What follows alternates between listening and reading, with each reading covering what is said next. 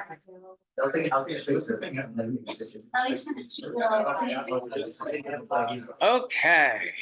so today, for today's lecture at least, I want to continue our journey through the textbook. So if you're not aware, you should have access to the textbook through the Discord in the resources section. So I've yet to actually upload the chapter 1 slides. I'll go ahead and do that after today's lecture along with chapter 2 slides. And so the slide decks are going to be directly based off of the textbook. So if you read along, then everything that we discuss in these slide decks should be pretty self-evident. And it should kind of lay down the framework, the foundation for which when we start doing, after we do our tooling workshops, for you to be able to have the concepts and then the technical skills to be able to successfully aggregate together to deliver and develop software in teams. So the second chapter of the textbook is entitled, What is Engineering? So the first chapter kind of gave you a prelude of what is to come, and it gave you a lot of information. We're going to kind of delve more deeply into these concepts in this lecture. So let's start with the same way that this chapter opens up, with the bridge building analogy. So here, it starts by opening up with a misconception of what software engineering is not. Software engineering isn't like building a bridge. Typically, when we start talking about engineering, everyone has the preconceived notion of something like electrical engineering or mechanical engineering or civil engineering. And so here, one of the most fundamental examples that's used in something that's more of a traditional engineering is bridge building. So this phrase is often stated by both non-software engineers and software engineers to kind of distinguish what software development is as it contrasts against a traditional engineering model. However, it reveals a misunderstanding about the very nature of engineering itself. So we're going to define two types of engineering we're going to be concerned about and that we want to distinguish between. We have what's called production engineering versus design engineering. So production engineering would be similar to the bridge building, that a lot of, for whatever reasons, is the comparison for our software engineering. So here, this would involve things like creating physical objects with precise specifications, right? You have to be very precise when building a bridge. Actually, let me finish this off, and then I'll give a little note on this. It requires managing constraints like time, location, budget, and material precision, and you have to be able to adapt to real-world conditions to meet safety and quality standards. So, like, we are actually in a really interesting location when talking about building bridges. We have one of the most technical marvels in bridges that's connected the lake from the South Shore to the North Shore, right? So the causeway is a feat in engineering. And so if you ever do any research into how the causeway was built, they actually had to invent that concrete to be able to go ahead and to be able to create a bridge that was that long. So the actual material had to be developed to build that bridge. Just to see your causeway knowledge. And I don't expect anyone actually comes in with that. That wasn't one of the prereqs. But the causeway bridge, how long do you think it took for the engineers, the construction team, to put that together? Now think about how long it takes to fill a pothole in the city now. And now think of, what is that? That's about a 27 mile bridge across a lake, right? So you had to bring in barges to be able to put in all of your pilings and build it out. How long do you think that took? 14 months. Oh, you looked it up. You looked it up. What was it? 14 months. In just more than a year and 2 months is what it took to put the what's that? Yeah, quicker than a pothole today.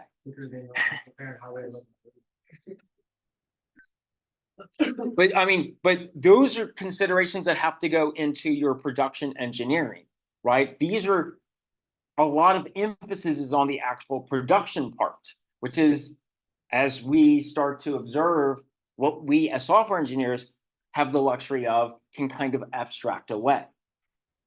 Let's talk about design engineering. This is going to be more congruent with software engineering. Here, we're going to focus more on creating and iterating digital models, not physical models.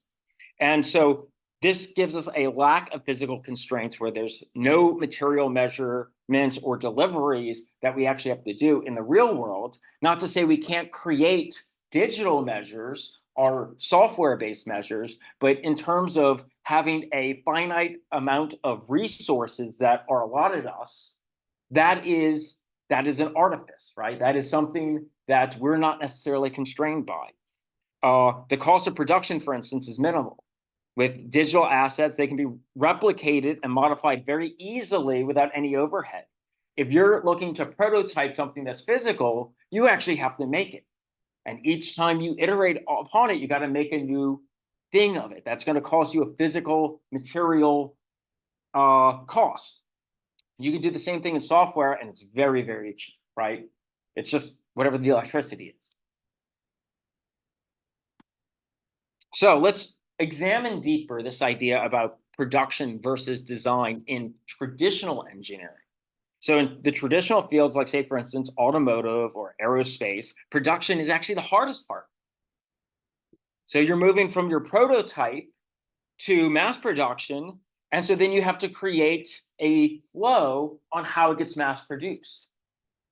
So efficiency in production requires significant effort and industrial infrastructure, whereas if you think about how we deploy, how we go into production with software, well, we'll look at that in just the next slide, or the slide after, I think.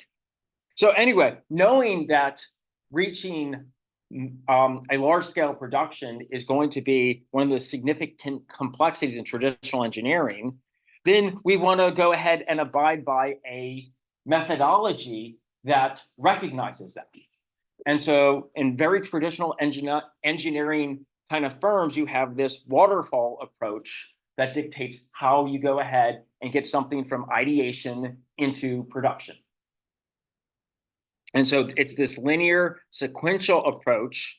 And so this was adopted very early on in software engineering as well. It's the idea of like a waterfall, you cascade to each level and you never kind of loop back around. So you go from like defining your requirements to then designing whatever it is that needs to be designed, to the implementation based off of those designs, to verification that the implementation is correct. And then finally, once it's been built and deployed, it then goes into a maintenance phase. So like building the Causeway Bridge would have followed this workflow. It would have started by what are the requirements that the Causeway Bridge needs to abide by. Then it would be to design a bridge that meets those specifications. Then it would be actually building out the bridge, then verifying that the bridge is sound enough for traffic to go across it. And then once it's primed and ready and publicly available, it just goes into a maintenance phase, which is where it's been for probably what, about 60 years now? So generally, with production, they usually follow this 5-stage one. That, yes. Yes, this is the, well, so Agile, that's right. So what Agile is going to do is it's going to allow us to adapt this model for what software engineering does best. So we're going to have different concerns as software engineers than traditional engineers have. Traditional engineers, a large amount of your cost is going to go into the production phase. So you want to be as primed and ready before you start actually manufacturing anything.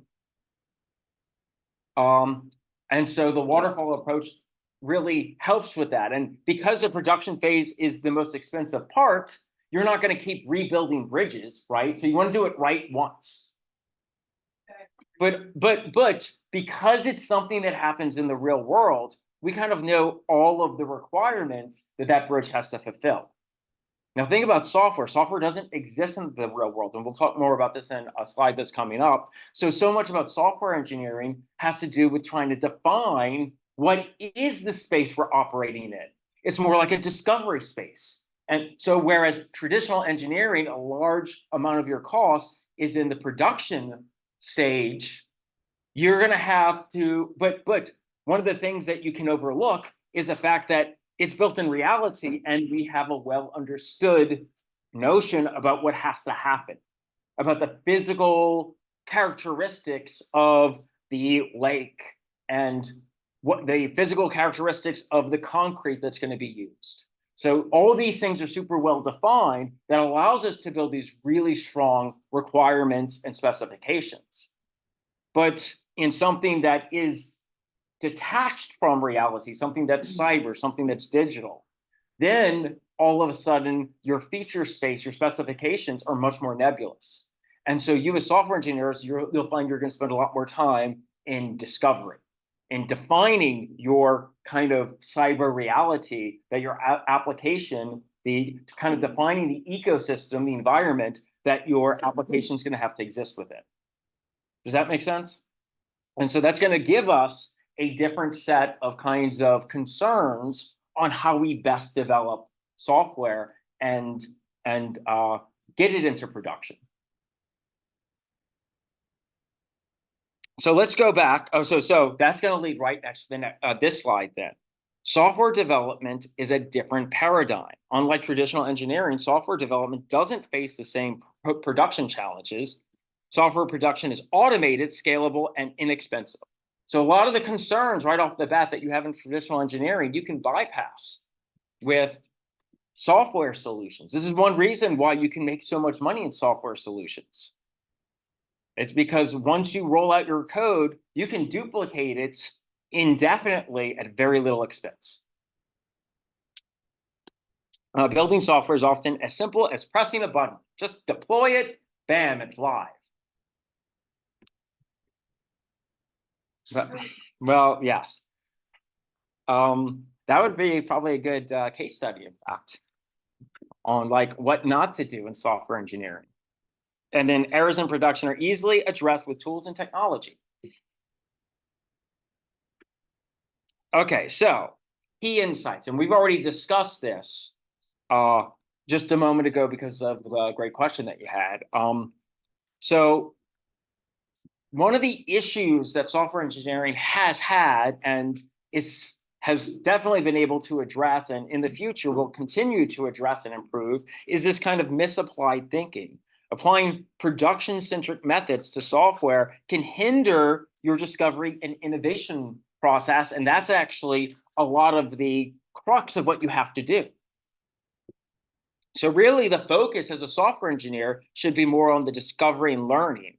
Software development should prioritize experimentation and adaptability over rigid production processes, because we can. So it's cheap to go ahead and produce something digitally so we can check, validate, build, and then even get feedback on. So we can have a much more kind of scientific approach where we're experimenting and then learning through experimentation. And we're afforded that because production's very cheap for us. And it allows us to define our kind of feature space, which is actually something that we don't necessarily have a great grasp of like we would in traditional engineering. Does it kind of like highlight this? The meaning of this comic, if it isn't clear, is that you initially might have a plan, and your plan from the get-go is to get from your starting position right to that end goal. And so if you're actually biking on a trail, right, and you could see it, that would be easy. But what you'll soon realize in a digital environment, you'll have all these pitfalls that are unforeseen. And so we want to discover all these pitfalls so that we can still accomplish getting to that end goal.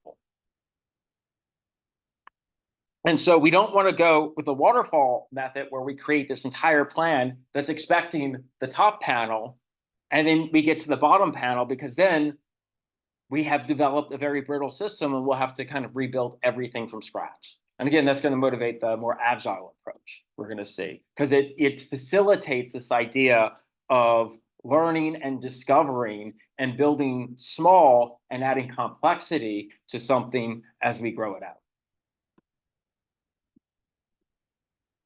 Okay, design engineering, not production engineering. So again, let's keep with the theme of bridge building versus software development. So some production problems, this is irrelevant to software, would be things like physical production constraints, the material, the precision, the scalability. These challenges are not typically faced in software development, so we don't have to concern about methodologies to bypass those, to solve those. It's the design challenges that are going to be relevant to software, where we need to innovate design requirements through experimentation and iteration. So here, I'm just illustrating that if we were to do physical traditional engineering, we'd start with this waterfall process. We'd start with paper, defining what are the amount of materials we need and getting those ahead of time. Then we actually have to create a well-defined specification. Here we'll actually draw it out. Then we will use our material to implement that specification. And then once we have this material to implement the specification, we'll then put the modular pieces together to create our final product, which then goes into that maintenance phase. For any reason you're interested in building a toothpick bridge, I've given you the source at the very bottom of this slide. Okay, so let's talk about how that's different than if we were to do the same construction of a bridge, but just digitally. It's cheap, right? I can just make a bridge and then I can start modifying it. I don't have to go through the construction of all of these pieces in the real world, gluing them together, piecing together and say, is this the appropriate bridge? And then rebuild another type and rebuild another type. I can build as many bridges as I want, and it costs me almost nothing in terms of material costs. So here, this allows for quick iteration and adaptability. Software can be changed and refined rapidly without the constraints of physical materials. And unlike our physical model, software simulations are directly the product, allowing immediate validation, right? So it's not like here where we create the plan and that's a representation of what the actual product will be. What we're building here is the actual product. That means we can do direct testing on it.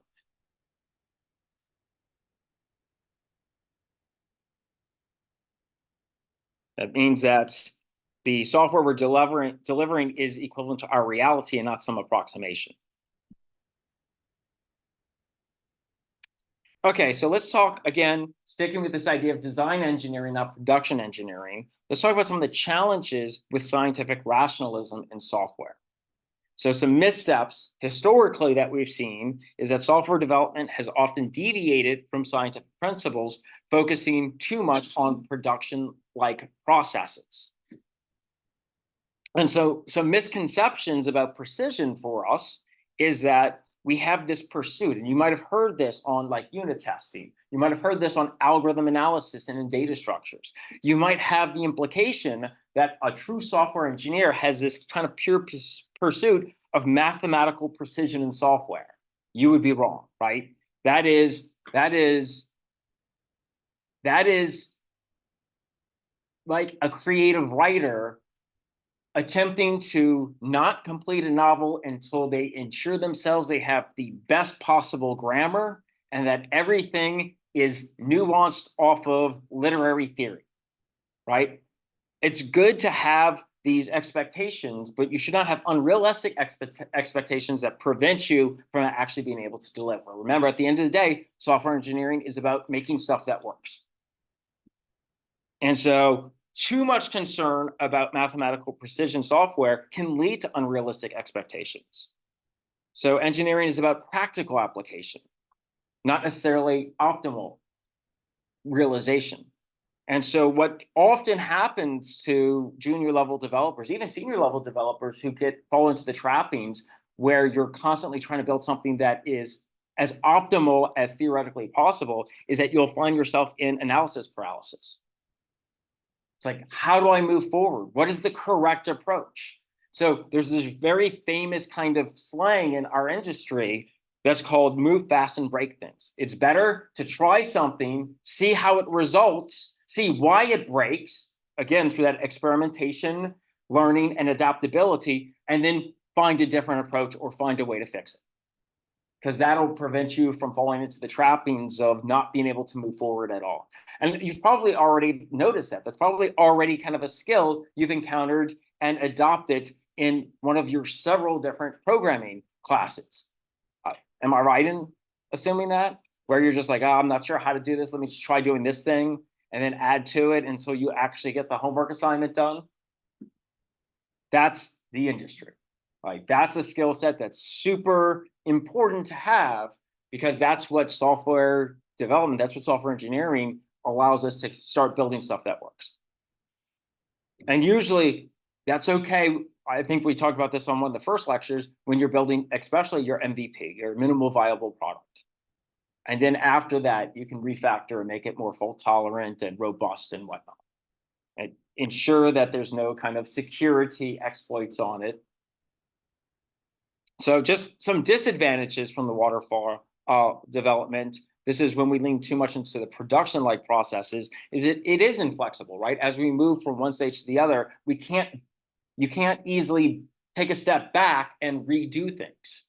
Like if you started to build the bridge at both ends, and if you miscalculated and it's not seaming up right, you're gonna have to handle that. You can't just like pick up that part of the bridge and move it. You have to make your decisions very, very intentionally. It's difficult to incorporate customer reviews. So you might build something, you get your specifications from your customers, they might change their mind, or they might realize that your application has to do something else. And if they're not a stakeholder during the development process, which waterfall doesn't really allow for, then that's going to mean more work on trying to kind of monkey patch new implementation into your old application. It takes longer times to actually release anything that works. And finally, there could be a lot of documents to create before you start building anything.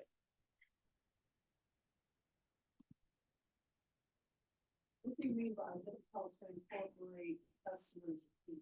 So in the waterfall approach, and let me jump back here. In the waterfall approach, you would get all of your customer requirements. So let's go back to the bridge example. Some engineering firm is going to get hired probably by the state to go ahead and create the causeway bridge. So they would tell, you'd have your stakeholders who would then communicate with these engineers, this is what the bridge has to service. And so it might have to be a 4-lane bridge with 2 lanes going in this direction, 2 lanes going in the other direction, so that can manage having large vehicles to be able to carry goods and resources both ways. So this starts to give an understanding of how this bridge is going to be used. Now, in the classical model, once I've given those requirements and the engineers start putting design and then implementing that while they're building the bridge, I can't, as then the stakeholders, the client to them, say, oh, wait, I also want to have like these little pit islands that can have restaurants on the side, right? That's not any longer part of the design strategy. Does that make sense? So in an agile, we'll talk more about agile in the future, we build a little bit and then we bring back the stakeholders and recommunicate and show them, and they are able to get feedback during the design and the development process, so that we can grow the application towards their changing needs. So in a waterfall approach, the idea is that the needs don't change. It's immutable. Once we've given those requirements, they might as well be carved in stone.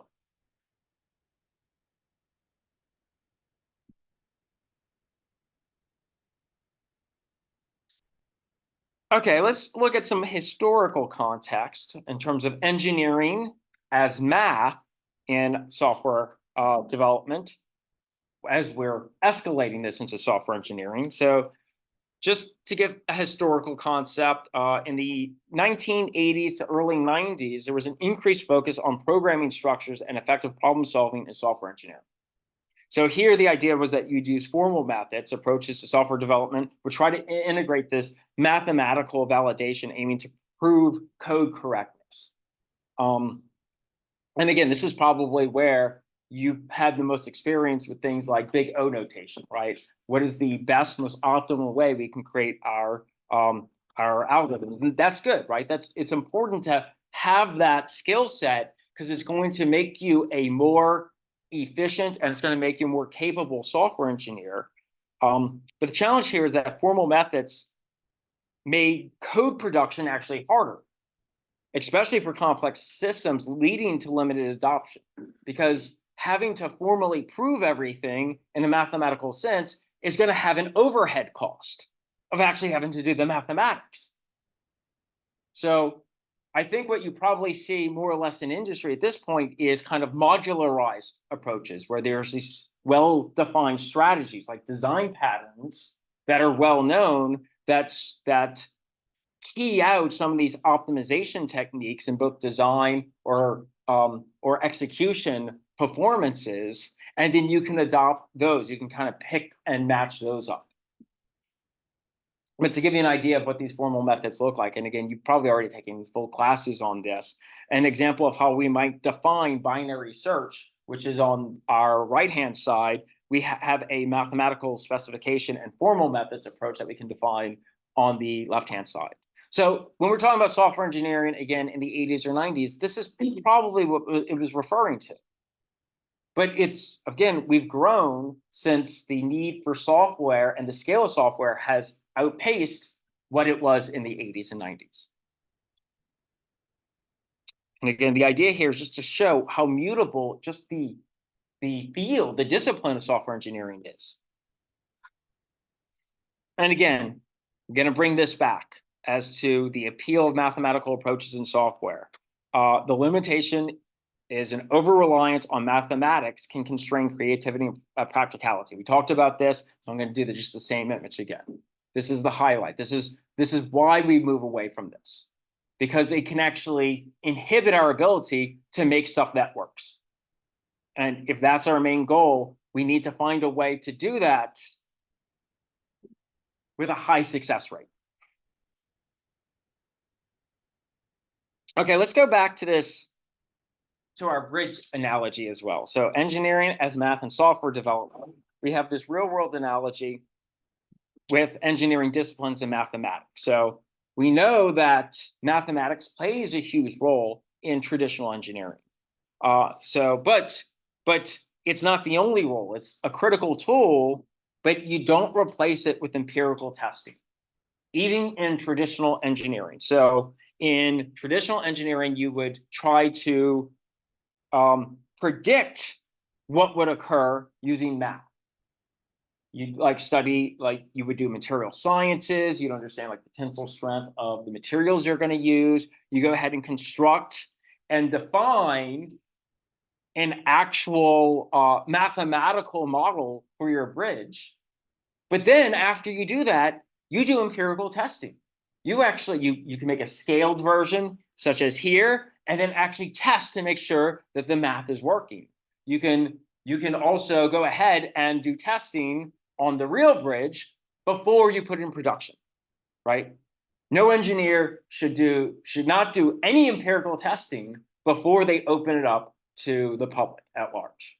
So that's an important thing to remember. Traditional engineering, if you look at the curriculum, rolls a lot of math in there. That's super important because that's what's going to allow you to find the specifications in design. But while you're doing the implementation, it's important to also roll in the empirical evaluations as well. And so this is where we can also state another affordance that's given to us as software engineers versus traditional engineering is that reality is stochastic. So we have defined a lot of models to describe what happens inside of our reality, but our software is deterministic. So for instance, in software, if I wanted to just draw a line from left to right, I'm going to get a line from left to right. I can have 100% confidence that that's what's going to happen because there is no variability that exists inside my environment. The real world, as kind of deterministic as we'd like to think of it as, is never the case.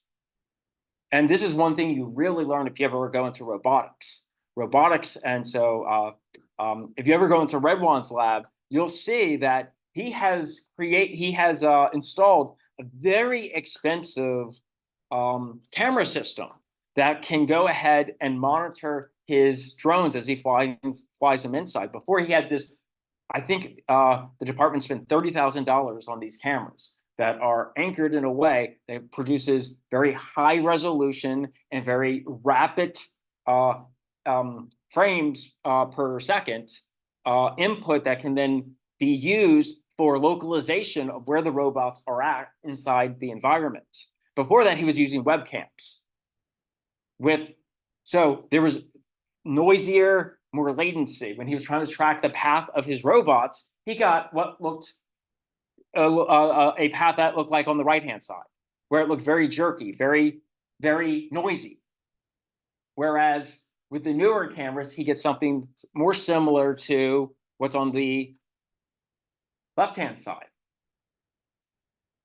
So the idea is that we don't have to worry about the variability that exists in the real world, the stochastic nature, unless there's a stochastic component to the problem we're trying to solve. It's not to say you won't encounter it, but it's not always inherently part of the environment you're operating in.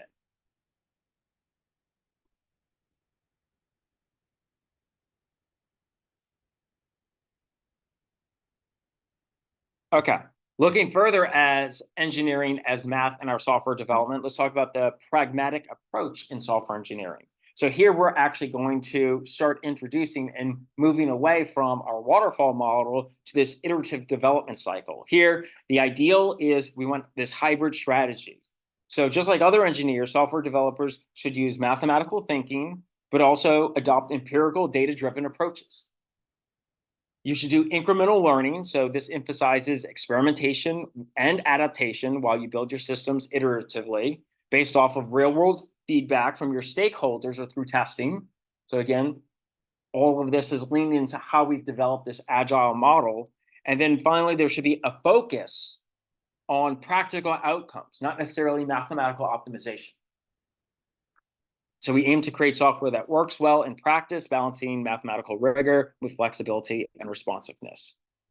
Okay, let's look at some case studies, some real world examples. And so the ones that the textbook uses are ones that are rooted in the development of SpaceX's rockets and their spacecrafts that they've been building out. So here, SpaceX's iterative engineering approach on how they've decided to go ahead and build out their rockets. They iterate on its design even after they do the thorough mathematical modeling, just like we said you should do. You do empirical testing and validation. The mathematical model gives you a prediction of what to expect, and then you validate and verify.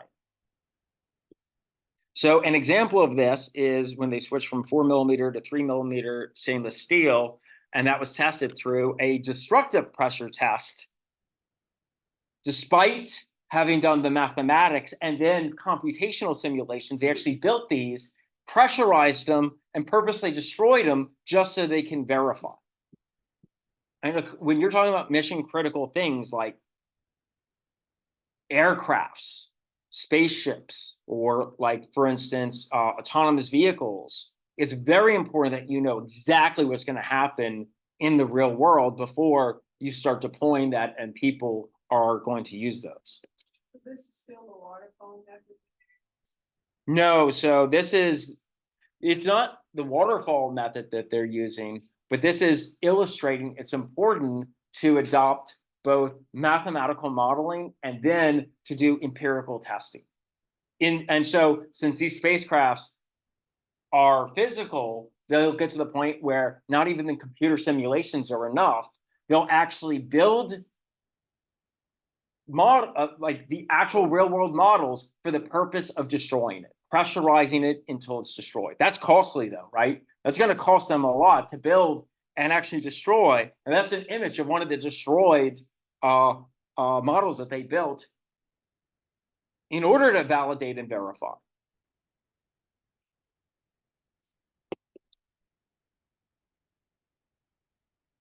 Okay, let's talk about software engineering as a unique discipline. So engineering in software development is very different than some other disciplines. Again, we'll look at this SpaceX. So here, in contrast to what SpaceX does. So in SpaceX, we said that they actually built this model and they destroyed it so that they can be assured that they understand all the behaviors. As a software developer, as a software engineer, how can you be as rigorous with your understanding of the tools or the application or whatever the product is that you're developing?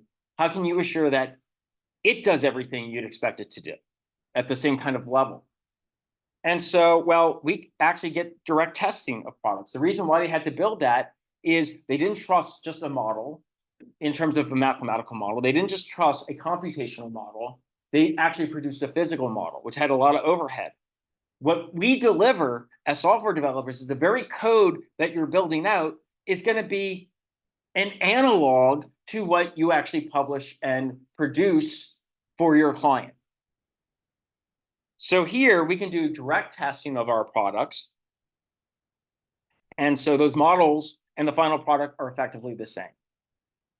So when we test our software, we can test the actual system and not a prototype or an approximation. So the point is, SpaceX is doing something that's similar to what you would do in software engineering, just in a physical way. It gives you a high fidelity into testing. So software tests can replicate the exact conditions of production, allowing precise evaluation, real world accuracy. Again, the reason why they were building out those actual physical things was to get that high fidelity testing. But in software, again, we don't exist in the real world necessarily, unless you're doing something like in robotics or some kind of embedded systems. All of your software exists in some virtual environment, which you get to be like the complete control over. You have dominion over that. And then the discovery and learning. Unlike with physical engineering, software development focus on exploration, learning, and continuous improvement rather than this production efficiency. Again, the concern is different between software engineers or design engineering and production engineering.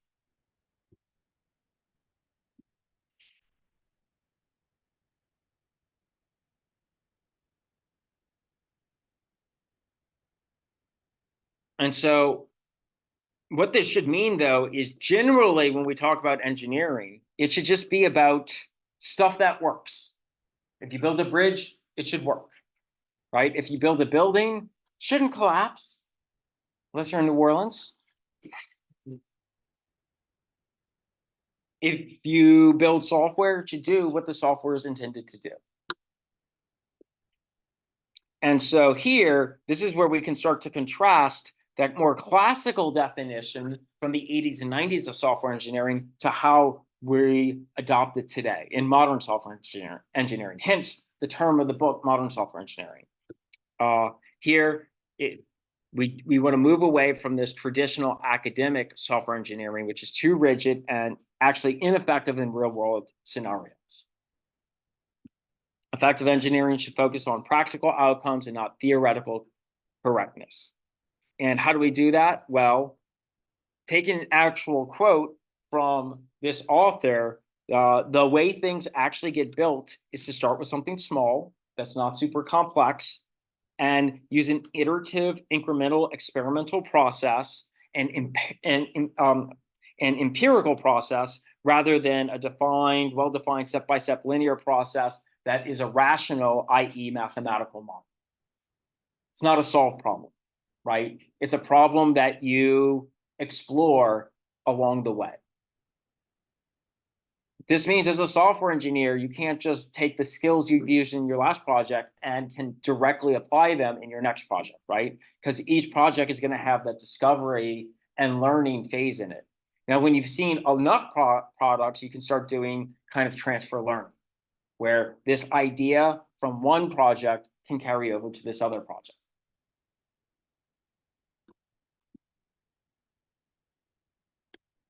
Okay, so pioneering the field, and let's go back to the 60s now. And I mentioned this figure, Margaret Hamilton. She was the lead software developer on the Apollo flight missions, the Apollo 11 flight missions in the 60s. And so here's a picture of Margaret Hamilton stacked next to the source code that was used to actually send those rockets into space, the Apollo mission.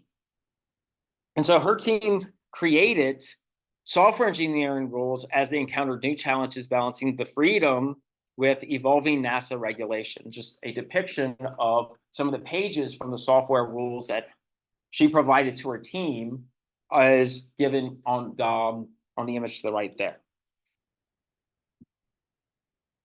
And so the challenges here was, first of all, high stakes, right? If you had software failure and you're in space, that could be disastrous for the astronauts on board. There was a lack of guidance because what they were doing was completely novel. No one's ever built a spaceship before. And so this is one of those things, you had to do it right the first time. A focus on errors, right? So Hamilton's approach emphasized understanding and preventing errors, a fashion that led to rigorous testing and anticipation of failures. And then finally, the engineering empiricism that we've talked about. Solutions were treated with skepticism until thoroughly tested against potential failures, embodying a scientific empirical approach. And so this is an example here of the actual computer system that helped pilot and control the Apollo 11 craft. And so when establishing software engineering, there was importance of software's reputation. At the time, software was viewed as a poor relation compared to other engineering disciplines. And I mean, in fact, it's made a lot of progress, but a lot of people might still classify software engineering in a different role, different category as, say, for instance, electrical engineering, or as say, for instance, mechanical engineering.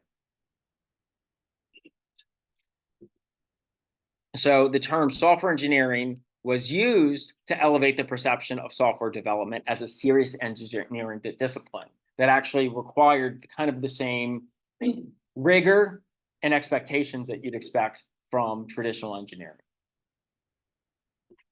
And again, there's this idea that you want to start designing a methodology and approach that allows you to fail safely. So like, for instance, if we're going to try to do something dangerous, make sure that you can try to catch in case it fails. And so in this instance, when we talk about failing safely, we're talking about the underlying computer system. If something were to error out, you just don't want the machine to like shut off while you're in the middle of space. You need to be able to allow it to still be functional, even if it ran into a problem. So you need to make it fault tolerant. You have to make it robust and not just crash. I mean, in that case, that'd be literally crash. So for instance, if you do any research on the Apollo 11 lunar landing, there was this 1202 error that would happen with the radar that they discovered through testing, and was able to build these kind of fault tolerant processes so that they can still provide a functional computing system that maintained the guidance of the system. And so that's what allowed for a successful landing, because that 1202 error did occur during that mission, but they were able to recover from it. Now imagine if there wasn't an emphasis on failing safely, and if the system had just shut down. There are a number of stories in software engineering where the engineers did not appropriately assess what could potentially cause the system to fail. Theric 25 is a very famous case where they didn't appropriately, which was on an X-ray machine that would literally irradiate people because a setting was allowed to go too high inside the software.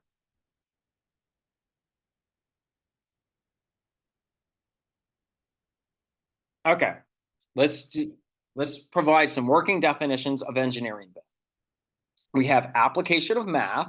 So that's where we're going to use the mathematical principles to solve our problems. Empirical evidence, where we're going to rely on observations and experiments. Scientific reasoning, where we're going to apply logic and scientific methods. And then within economic constraints, where solutions must be cost-effective and feasible.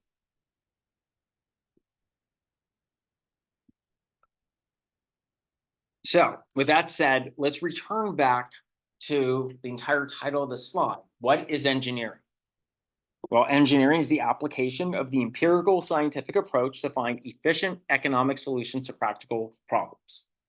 So software engineering would be just how we defined engineering, but for making software, for producing software.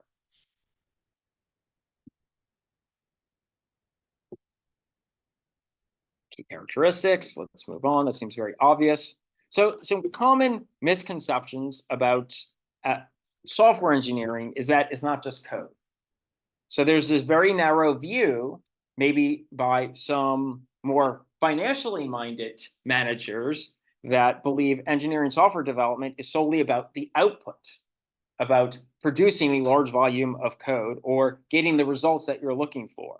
But you need to have a much broader perspective. So this view overlooks the comprehensive nature of engineering beyond just the end product, which is what we're delivering.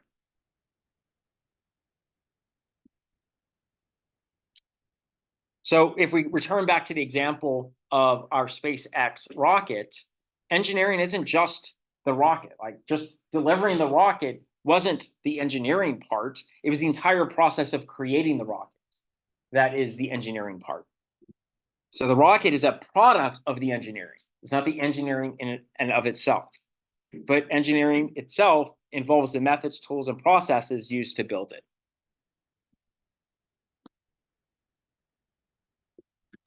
Okay, so let's define engineering and software. It's not just code then, as we stated before. Engineering is not limited to writing code or designing software architecture. It's a holistic approach, which means that we want to encompass the processes, the tools, and the philosophy that's used to develop software.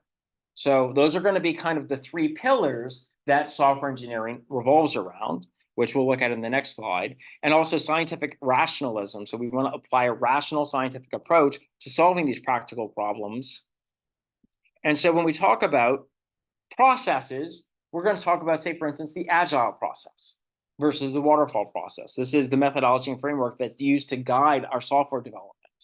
When we talk about tools, this could be our version control tools. In fact, these are all the tools that you all are going to be doing presentations on in a little less than 2 weeks now. And when we talk about culture, here we could talk about how do we manage a team of developers together so that they can actually build out a complex software system. Here we'll talk about Scrum, or we'll talk about Kanban. So the author of this book has a YouTube channel and actually mentioned a video inside the book about their, it's David Farley, their assessment on why the video game Cyberpunk 2077 was a failure in terms of like software engineering, not necessarily as a game itself. And so here, some of the conclusions that's in the video, and I actually give you the link to the video itself. So if you want to see what the author is referring to, you can go and actually watch it. But the takeaways is that the failure for this game wasn't just about bad coding. It was a failure in the entire approach of producing the software itself. It failed holistically. It wasn't just one small part. Coding was kind of like a symptom of a much more broader thing that was going wrong with that studio. So it was poor planning, a negative culture, and a subpar coding practices that contributed towards the failure of the launch of that product itself. And so he had a quote inside there that I think really kind of defines how you can't change the law of how things work. If it takes, say, for instance, one woman 9 months to produce a baby, you can't expect 9 women can produce a baby in 1 month, right? You can't translate that. You can't necessarily affect the timetables just by throwing more people onto the problem.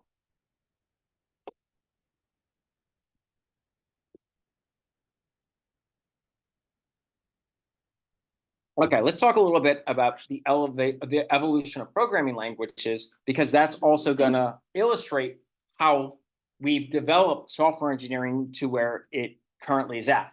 So we've already stated that in the 80s, late 80s, early 90s, that there was an emphasis on mathematical optimization and correctness for software engineering. And we've moved beyond that. But let's look back towards the very early days of softwares. Initially, software engineering, at least conceptually, on how improvements were done, were about creating actually better languages that made making software more fault tolerant, that made software actually better. So all the advantages we're looking for software and from software engineering, adopting them in terms of like design practices, those were kind of the low-hanging fruit, creating entirely new languages that solve the problem for the developer without having overhead on the developer adopting new sets of philosophies. And so early on in software engineering, you had a set of different languages. In fact, the first computers, there was no clear division between the software and the hardware. It was literally, you were like patching cables or flipping switches to put the computer in a state to produce the output you were looking for. So you were doing very physical interactions with the computer that was very hardware-like. It was very physically driven in order to get a different output from your system. So we evolved past there. At the time, computers were actually a human occupation. They weren't necessarily just the machine we think of them today. So early programmers were often women who previously performed calculations manually. There's newspaper articles. There's a movie that came out not too long ago, a couple of years ago, Hidden Figures, that's completely about this. If you haven't seen it, you should go watch it. These individuals translated mathematical problems into machine-specific settings, making them the first true programmers. So obviously, we've had an evolution of our terminology, what we now call requirements, where instructions given to these programmers. Their planning and problem-solving efforts were the earliest form of programming. When I talked about the advancements of the coding languages, an illustration of that is once we had the ability to start encoding, not using physical wires or switches, we started with machine code and then adapted assembly language and then finally C code. And you could see working in these languages, you've worked in assembly, you've worked in using C, you've worked in Java, you might have worked in Python or other languages. You'll see just adopting a more modern, higher level language, your ability to produce more fault tolerant code becomes better, right? And again, we could talk about the paradigms that drive our code bases as well. So as we transitioned from machine code to high-level languages, we dramatically improved the programmer's productivity towards almost like, the book says tenfold. And that was suggested by Fred Brooks. So some of the advancements we had was procedural programming, which allowed us to introduce structures to our code where we could define, oh, we'll have our launch point, which is our main application. And then we can have a collection of data that's maintained across our packages, and then have functions that can then interact with these global data states. And this allowed us to start breaking apart very large code bases so it could be compartmentalized. And then what you probably were introduced to was object-oriented programming that allowed us to start encapsulate and make more modular software objects that can interact through a server-client model, right? Where one software object can request some action or data from another software object, and then it would respond back. And then finally, you have functional programming that emphasizes immutability and first-class functions. So this is the idea. It's like you're building software where you flow data in and it's transformed and it flows back out in a different state. And there's no kind of intermediary saving of states in between.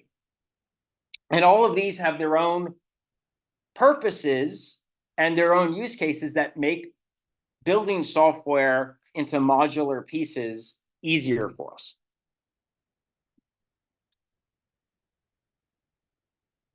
So some modern reflections on how language has evolved in a way that we can kind of think of that as it relates to software engineering is, well, first of all, an obsession with syntax over structure. The focus has often been on syntactic changes rather than meaningful structural advances. Limited progress, so despite extensive efforts, significant breakthroughs in language design have been rare since actually the 80s. So we think of these things as object-orientedness. We think of these things as functional programming paradigms. None of these are new. They've all been around for about 40 years now.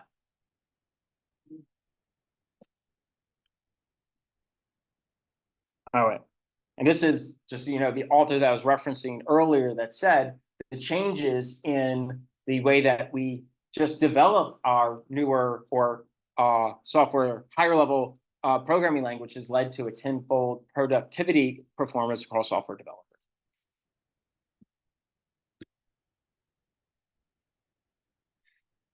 Okay, so a little bit more on the evolution of programming languages. Well, we want to focus on practical incremental development, and we want to talk about philosophy over technology. These are the big takeaways, right? So we want to talk about our approach towards designing and developing software over whatever the newest thing is out there, because that's not going to solve our problem. We've already kind of discussed that in the first lecture, where we actually noticed that the faster hardware gets, actually, the slower software development gets. It's almost in an inverse relationship, because the more you can do with a computer, the more complex software systems you kind of want to build.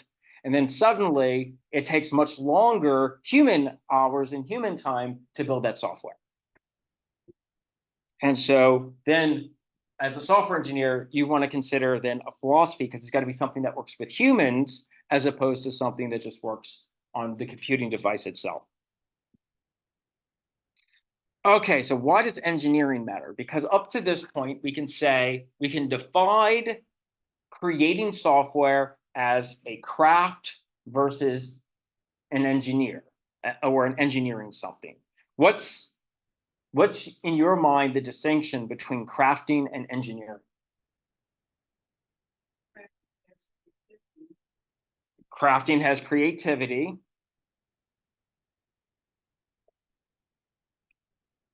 Not really like the rules that you're following craft, maybe? Yeah, so it kind of falls in that same kind of concept. You can explore, discover. It has creative elements where you can do whatever you want.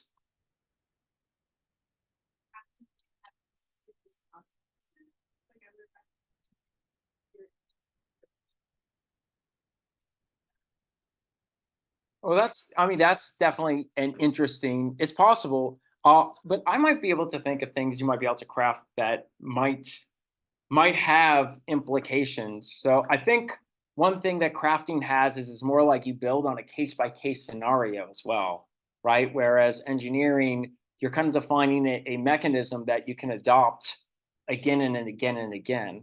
So I'm trying to think about that. So crafting, before we had this larger scale concept of production, you'd have craftspeople, right? Like, what are some of the craftspeople things that they had back then? Blacksmiths, metal. Yeah, and I think if you crafted some kind of metal vessel wrong, it could lead to injury. So you were really dependent on the individual skill of whoever the craft person was to make sure that they were. But you could buy one thing from them, and the next thing could be broken, right? Or it can be completely different. So I guess that's another big thing about things that are crafted, is that each one can be different than the other. They're not. Think about like fast fashion, because like as years go on, like fast fashion companies keep making things worse to cut down on costs, which means using polyester. So like you could, even like a company that you used to buy clothes from, like if you buy the same like type of clothing from them now, it's going to use worse materials because like, Yeah, the economy of scale that you're, yeah. So just so that this gets captured, the statement is that when we go to engineering, we have all of these criteria that we try to optimize towards. And one of those is material cost. And so once we create this product line, we might try to find cheaper ways to build an analog of what we built historically, but get it in like this kind of capitalistic market that tries to bring the largest amount of profits towards it. If I'm understanding. So like I just read an article not too long ago that this is a model that's now being adopted for furniture, where you might have furniture, think sofas, think tables, think chairs that existed that would last for decades. Now the expectation is you could spend the same amount, even if you factor in inflation, for a sofa, and you shouldn't expect that it's going to last longer than 5 years. So the production quality is almost planned obsolescence, is almost implemented in everything we consume. Everything is bit driven by, oh, we can't, if you only ever buy one thing, you'll never buy another. How can we ensure you have to buy another? That seems like a very kind of, I don't want to be a pessimist, just saying that this could be a calculated decision that goes into like engineering something. A good example of that, kind of the first example of that, is the Phoebus cartel. You've ever heard of that? The Phoebus cartel. So all the light bulb manufacturers got together and said, look, we're gonna sell light bulbs back when they were. Oh, with the filament. Yeah, they planned how long the filament would last. Because the filament can actually last much, much longer than what it was implemented to. Yeah, I am familiar with that.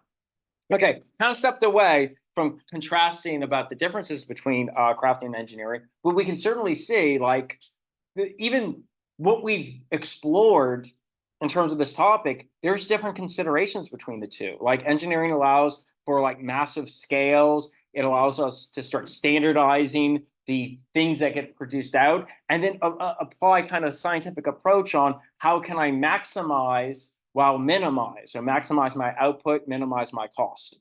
Whereas with crafting, you might not care about cost, or each thing it might cost you something different, or you could use a different collection of elements for whatever it is you're trying to build.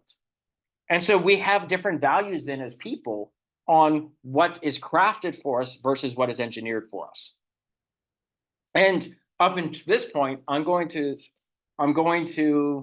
predict that what you've been doing with code is you've been crafting code, handcrafting solutions based off of whatever the requirements are, so it meets whatever the output is that your instructor or whatever it is. If you do something for like a special interest group, like if you're building a game in IGDA or something, you're just building a solution that's going to be used for that, and there's no concepts that you're using for sharing that code, that solution, any work that you've done to build out that particular project to be used in other projects, right? If we were truly going to adopt an engineering approach, we try to build something once and reuse it in anything else that had a similar kind of demand or requirement. Okay, so here I have a craftsperson on the left, Bob Ross, with The Joy of Painting, very popular show in the 70s and early 80s. And I have a printer and a printer operator on the right. And they're going to produce very similar output, right? But I would wager to say that you as an individual are going to value the output on the left higher than the output on the right. Would I be correct in that assumption?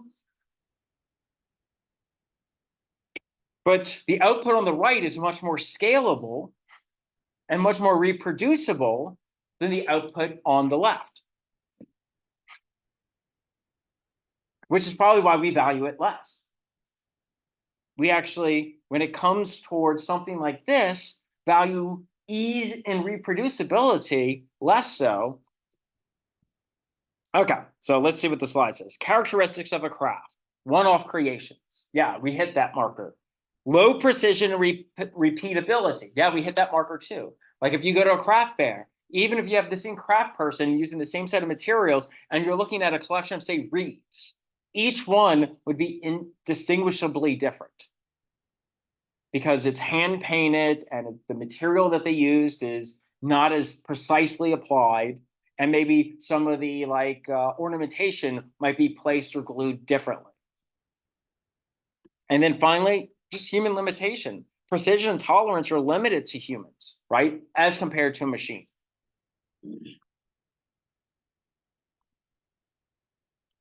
So what result then is craft when we try to apply it to production? Inconsistent quality, right? If everything's one-off, then you could potentially have a batch of things, and some things are very different than other things. So if uniformity is important, if like having the same standardized thing is important, we might not want to lean into craftsmanship for that. We might want to lean into engineering for that. Low scalability. Again, since each thing is being individually created, we haven't talked about how we can produce that at scale. Engineering solves that problem for us. And then high variance, which brings us to inconsistent quality. Those two are kind of interrelated.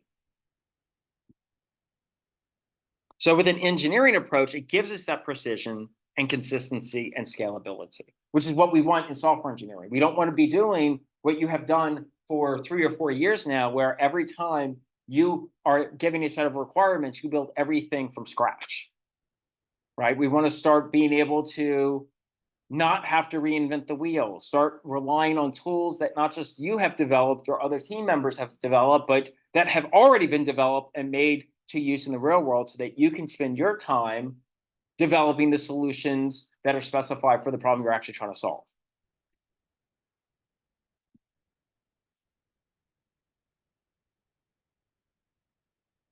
So that gives us more reliability, it's better efficiency, and it allows us to create a foundation of knowledge.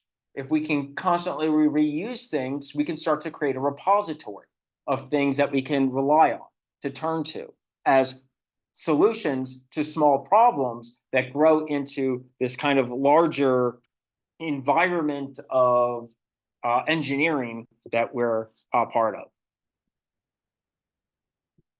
So some of the limits of craft are, first of all, that human connection versus that perceived quality. So again, we value the things that are crafted. Here, if you're not familiar, if you've ever seen lace and actually wondered how lace is made, these are bobbins, right? So when you do the bobbins, you'd actually interweave this. Back before we had machines, this was usually done by hand. And so this is just an illustration of a different type of craft, lace crafting, versus how it's now just machined now.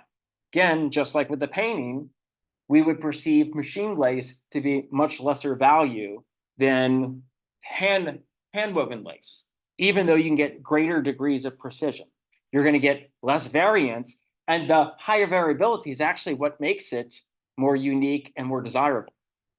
So there are these instances where crafts are better than engineers in terms of our evaluation of it, but not for what we want to deliver in terms of a commercial space.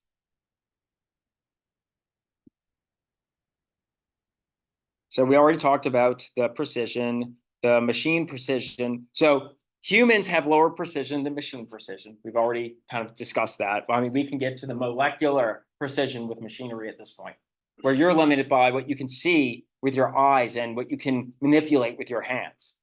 Also, our concept of time is very different. The ability for us to respond or even act in reality is going to be much slower than what we can do computationally.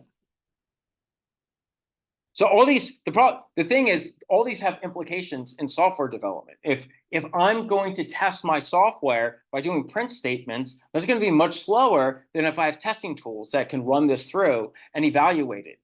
Let me see, let me go down to this slide to really emphasize this. Here's an example of scalability and precision. So suppose that we create this mathematical model that you have this Gaussian or normal distribution of numbers if I roll 2d6s, right? Mathematically, we know that's true. Like what's the most common value you're going to get on 2 6-sided die? A 7, right? And so what's the likelihood of rolling a 7 on 2 6-sided die? It's 1 in 6, right? What's the chances of rolling a 2? It's 1 in 36, right? And you'll see it creates this Gaussian curve. And so mathematically, we could do the computations and we can prove this, but now we want to do the empirical evidence, right? We want to see, does reality match our mathematical prediction on that? And so, well, you could take a human and roll the dice, but what you want to do in order to actually evaluate something that's stochastic, because remember, rolling dice is inherently stochastic. It's not deterministic. You roll the die, it could roll a 6 one time and roll a 2 the next time. You're not going to roll a die, and it should never just be 3, right? That's not right. It's not how die should work. So die are inherently stochastic or randomized. So if you actually want to see what the behavior is, you want to get a large sample size. So if I tell a person to roll the 2 die 1,000,000 times, how long might that take? And record each of the results. It's going to take a long time. Now we can do that computationally in a computer system under a second.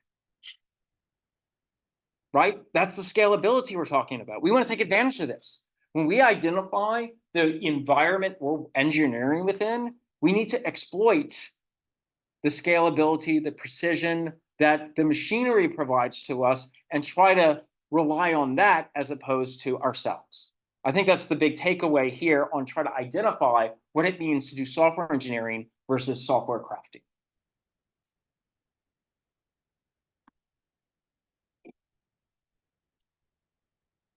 Oh, it's 4:45. That's a good closing statement, I think, though, for this particular chapter. Does anyone have any questions before we go ahead and close out for today? Oh yeah, I will post the slides today, both these and the first chapter slides. Try to embed some more interesting images in these so that you can look at something while I talk.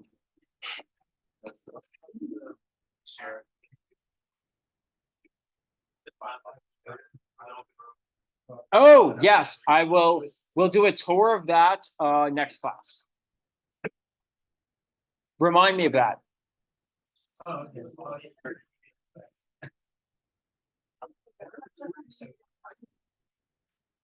Sorry.